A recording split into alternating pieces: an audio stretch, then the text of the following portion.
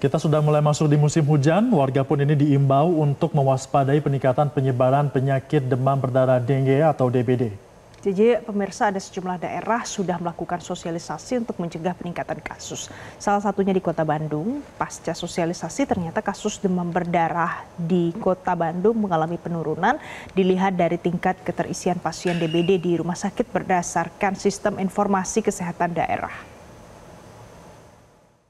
Tahun 2025 sampai dengan bulan Juni, jumlah kasus demam berdarah sebanyak 2.767 orang dengan CFR (Case Fatality Rate) sebesar 0,14%. Ini artinya CFR-nya rendah. Upaya yang dilakukan oleh Dinas Kesehatan untuk mengantisipasi demam berdarah ini yaitu dengan cara yang pertama promotif, yaitu penyuluhan pemberantasan sarang nyamuk dengan 3M. Jadi pemirsa, apakah benar ada peningkatan atau seperti yang terjadi di Bandung ternyata angka kasusnya malah menurun? Hari ini kami ajak Anda untuk kita konfirmasikan langsung pada juru bicara Kementerian Kesehatan Republik Indonesia, Widiawati. Selamat pagi Bu Widya. Selamat pagi Bu Widya.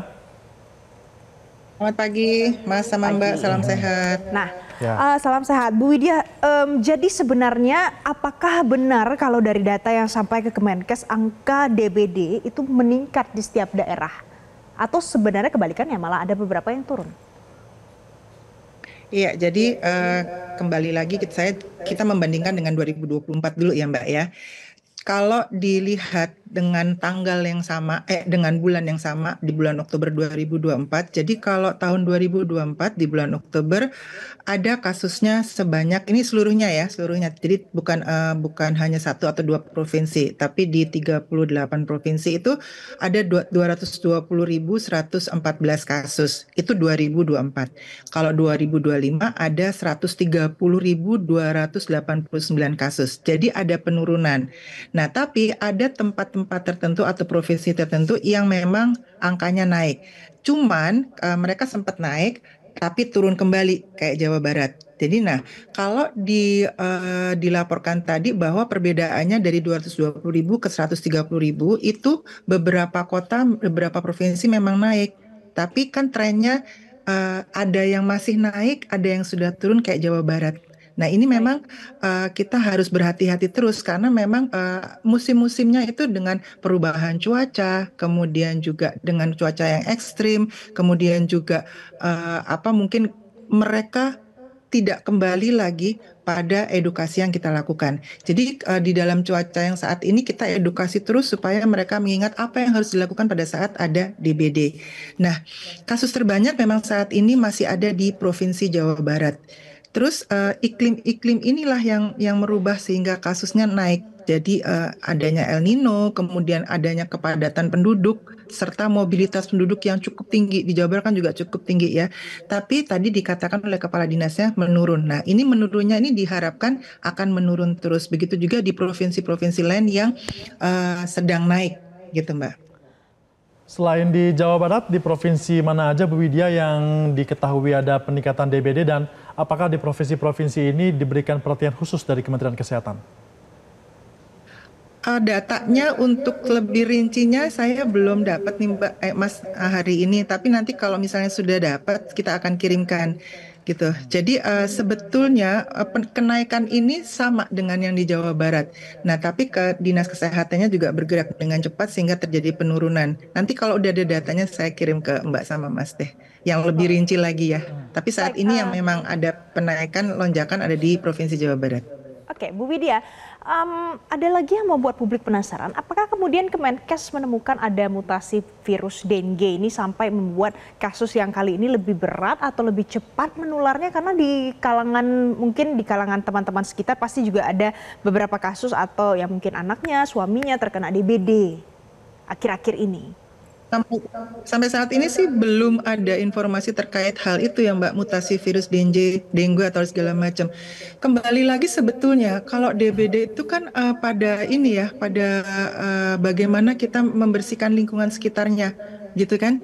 Jadi misalnya jangan ada air tergenang, kemudian ada pemberantasan sarang nyamuk, kemudian ada kalau dari puskesmas atau ini kadernya ada yang namanya gerakan rumah satu Jumantik itu sebetulnya yang harus dikencangkan. Tapi kalau untuk perputaran itu belum ada informasi sih Mbak.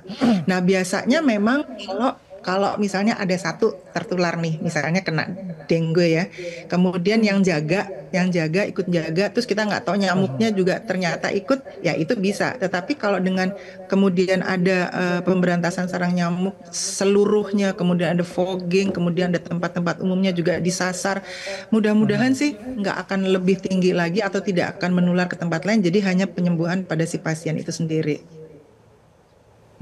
Kalau misalnya ternyata memang kasus DBD ini menurun di beberapa lokasi, lonjakannya berbeda dengan tahun sebelumnya. Nah, untuk kasus-kasus penyakit lainnya, apalagi kita sekarang sudah mulai masuk musim hujan seperti ISPA misalnya, itu seperti apa pantauan dari Kementerian Kesehatan? Iya, ISPA ini lagi ditanya banyak banget ya. Jadi memang ada hubungannya sebetulnya. Tapi kalau ISPA dan DBD itu kita tahu bahwa di akhir tahun selalu di semua negara juga, nggak hanya di Indonesia, kalau di semua negara yang mengalami musim hujan, musim dingin di akhir tahun, maka peningkatan ISPA itu akan terjadi, itu pasti. Dan itu akan terjadi di bulan Oktober sampai di awal tahun berikutnya gitu. Nah, penanganan inilah yang sudah kita lakukan. Jadi misalnya gini, ISPA itu kan infeksi saluran pernafasan akut. Jadi kalau misalnya kita nggak enak nih, batuk atau demam, kita mengambil sebetulnya pelajaran dari COVID. Bagus loh pelajaran dari COVID itu bahwa kita dibiasakan untuk pakai masker, ya kan? Kalau misalnya kita sakit dan harus keluar, maka kita harus pakai masker. Buat apa? Buat tidak menularkan pada orang lain.